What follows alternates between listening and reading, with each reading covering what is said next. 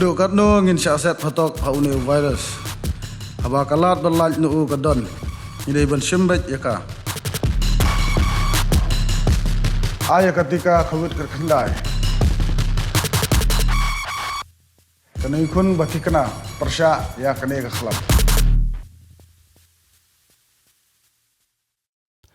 Kajingnya kali jong ki katto katne ki driver ha surok ba national highway da ka banya yala ki kali ha kalyang ka bomdei banyaj ka jupenlong bat penmiru ye ki jingja ki basngosi kum ha ka baja ka jingya tunghu ka jingwit ye ki bayaj ha kalyang ka badai bat ka jingja ba syarat ha ki kali he bat ka bakham bakala shu shu ka dei ka jingpen khen ye ki kendon an nya kali ka bawan ra ye ki lai phojaj ki jingja ki basngosi dang hakine kisngi ki bladam kawai ke kali grand iden kabadon yau registration number ML not san N R not khandai iwei kabayaj na kalyang bomdei baniaj kala syak lembub ha kawai ke kali fortuner kabadon yau registration number ML not san H nyo san nyo saw unongnya jong kete ke kali grand iden ula herkrat yalade katba ki arngut ki basyong ha kete ke kali lara ye ki banle ye ke medical test sha civil hospital nongpo katba ye ki arngut ki bodan hapo kete ke kali fortuner lara ye ki Bethany hospital na ke benta banle ye ke test bat banyo ye ki jing sumar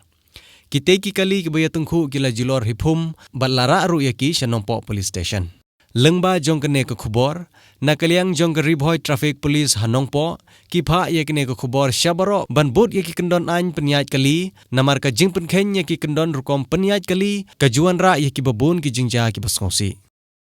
Dr. Oxygen generator does not need battery or electricity and has a long shelf life. Dr. Oxygen, a small and a light gadget, is not only for the hospitals but for every other public places and health centers, school, gym, clubs, and I would say every home.